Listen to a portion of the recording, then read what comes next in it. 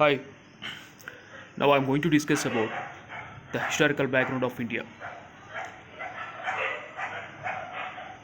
We got independence in 1947.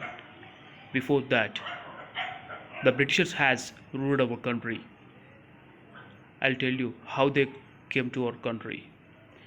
In the year of 1600, the Britishers got an idea to start a business in the India. So they have raised a request to the British government about it. One fine day, the British government has accepted their request and they have sent them to the India for a trade. So finally they came to the India and they started to business here. And in the year of 1764, the war happened between the Mughal emperors and the East India Company.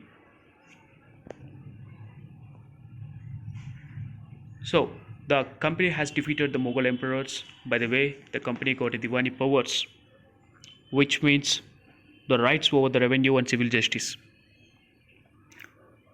They can impose the taxes for the on the localites, and they got a control over the civil justice. It was going like this, but our Indian doesn't like it because these peoples, they are from other country.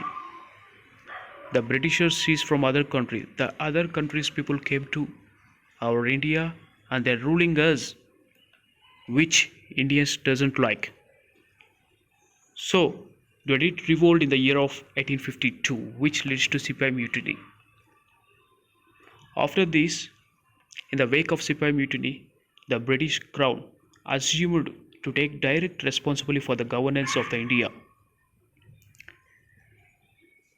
So they have taken direct rule, direct governance, and they have abolished the East India Company from the ruling. From 1773 to 1858, the company was ruling, and in the year of 1858, the British Crown has taken direct responsibility for the governance of India.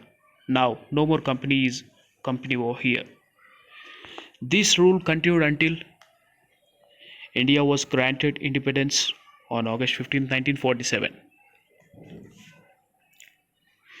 During this period, the Britishers made certain charters and acts for us, which helped us in the frame during the time of framing the Constitution. It's like a roots for the Indian Constitution. We have taken many things from them.